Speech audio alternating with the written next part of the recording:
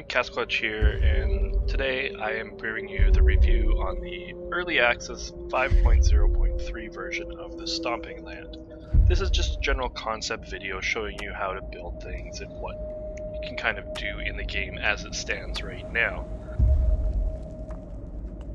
As you can see from the options, there isn't really much that you can change right now. It's pretty basic. It is an early release, it's in alpha, so don't expect much in that sense. When you first join a server, either multiplayer or single player, you spawn in a random location on the map.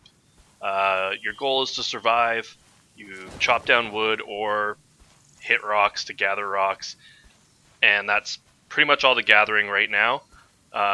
From there, you can build things. That's pretty much what this video is going to be about. My character right now, I'm carrying behind me wood.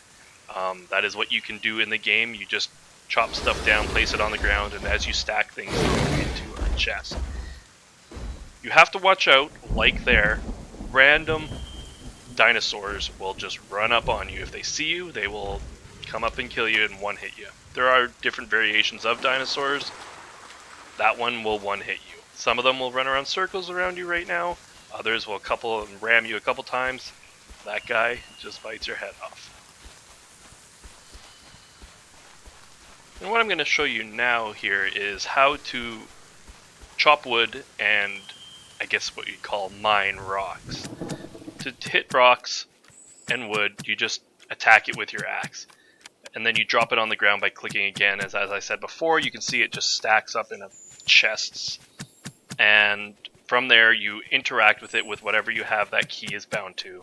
And then there's a dialog box that brings up, and that's how you can build things. So here I'm going to build a spear. You click it, if you have the right materials in, it'll pop up. If you don't have the right materials, it won't come up in your craft options.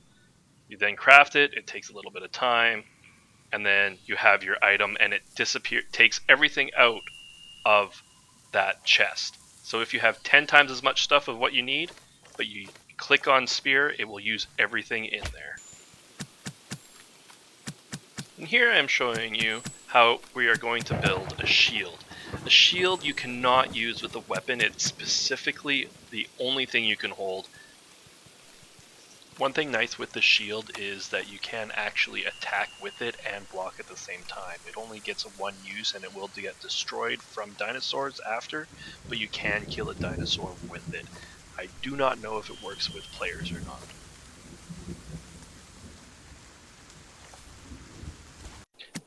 Another weapon that you can build is the bow and arrow. You can build the bow and arrow, which comes with 10 arrows to start, and then you can also build arrows by themselves. The recipes, once again, are on the left-hand side, and you just stack them up and click them in the inventory screen. They're kind of weird right now. There's a little bug that when you go to aim and shoot, the arrow will stick like pretty much right in front of your face in the middle of the air. So there seems to be a little bit of collision issues. They do damage people or dinosaurs, but it's hard to tell if they do because you have to hear it. There isn't any other like visual effects that show if you've hit something or not, so you have to just actually pay attention to that. As you heard right there, you could hear the dinosaur actually scream when I hit it, but then after a while it doesn't do it anymore, and you can actually see the arrows floating and not hitting when I'm running up to it. You'll see them sticking in the tree there, but they're not actually in the tree, and it ends up, I didn't know if I hit the dinosaur or not, and then it came up and ran me and killed me. Next, we're going to show you how to build a teepee. A teepee is your home base. It's where you can spawn. If you die, you can also spawn in random or at your teepee. Thing to note when you're building your teepee or any other building is the front always goes to where you're looking. So the door was where I was facing. It's good to know for future things, as I will show you coming up when building the cage. It's actually kind of funny. Next, we're building the fire pit.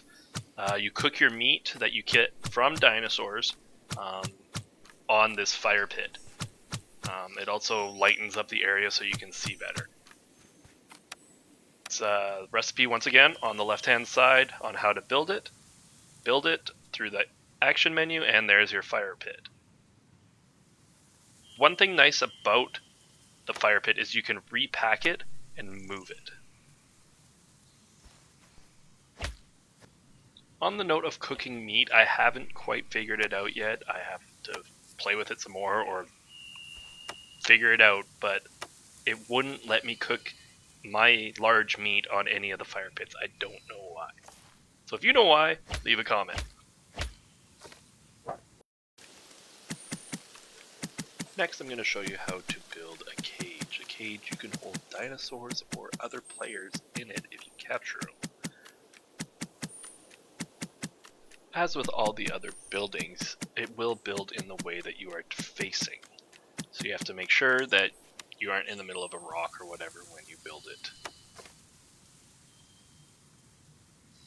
As you can see from the left, it takes 15 wood to build a cage, and it takes the same amount of time to build a cage as it does to make anything else. Remember when I was saying you had to watch where you're facing on building things? Well, this is my first attempt at building a cage. I didn't know what I was doing, and well, I kind of locked myself in the cage. I had to get somebody to come and actually destroy the cage. I sat in there for a good, 5-10 minutes. After doing that, I found out you could type in and kill yourself. Finally, the last thing that we can build is the totem. The totem is where you get your friends or whoever to join your tribe. I don't know where to change the name for your tribe or your slogan. I'm guessing it's in the config file somewhere. But when you actually build your totem, when you click on it and to inspect it, it'll actually say the amount of dinos that you've killed, the amount of people in your tribe, your total expertise, and all that. I don't know other benefits of that. I didn't see any markings on the player. That's your tribe. And that's about all there is to do right now in the Stomping Land. Hopefully you found this review helpful, and don't forget to check out caskwatch.com.